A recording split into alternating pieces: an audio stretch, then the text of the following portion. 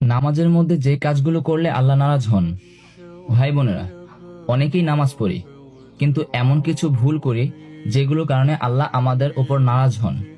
আসুন আজকে জানি। 1. নামাজে আকাশের দিকে তাকানো।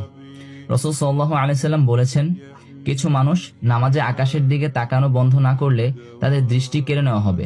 সহিহ বুখারী ও মুসলিম। তাই সিজদার স্থানে বেশি বেশি তাকানো। 2. সিজদায় কনুই মাটিতে লাগানো। রাসূল সাল্লাল্লাহু আলাইহি সাল্লাম বলেছেন, সিজদায় শিয়ালের মতো হাত বিছিয়ে দিও না। বুখারী ও মুসলিম। তাই কনুই উঠিয়ে রাখা। 3. নামাজে চোখ বন্ধ করা। অধিকাংশ আলেম বলেছেন, চোখ খোলা রাখা সুন্নত, শুধু মনোযোগ নষ্ট হলে সাময়িকভাবে চোখ বন্ধ করা জায়েজ। তাই সবসময় চোখ বন্ধ রাখা সুন্নত বিরোধী। 4. নামাজে ঘুমিয়ে পড়া। রাসূল সাল্লাল্লাহু আলাইহি সাল্লাম বলেছেন, যখন তোমাদের কেউ ঘুমে আচ্ছন্ন হয় তখন নামাজ পড়ো না যতক্ষণ না ঘুম কেটে যায়। বুখারী ও মুসলিম। ঘুম ভাঙার পর তারপর নামাজ পড়া। 5.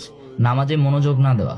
আল্লাহ বলেন, দুর্ভোগ তাদের জন্য যারা নামাজ পড়ে অথচ তারা গাফেল থাকে। সূরা মাউন।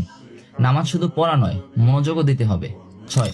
প্রথম রাকাতে ছোট সূরা, দ্বিতীয় রাকাতে বড় সূরা পড়া। এভাবে পড়লে নামাজ সহিহ হবে, কিন্তু সুন্নাহ বিরোধী। কারণ রাসূল সাল্লাল্লাহু আলাইহি সাল্লাম প্রথম রাকাতে লম্বা, দ্বিতীয় রাকাতে ছোট সূরা পড়তেন। তাই ভাই বোনেরা, নামাজ আমাদের সবচেয়ে বড় ইবাদত। তাই নামাজে রাসূল সাল্লাল্লাহু আলাইহি সাল্লামের শিক্ষা অনুসরণ করতে হবে।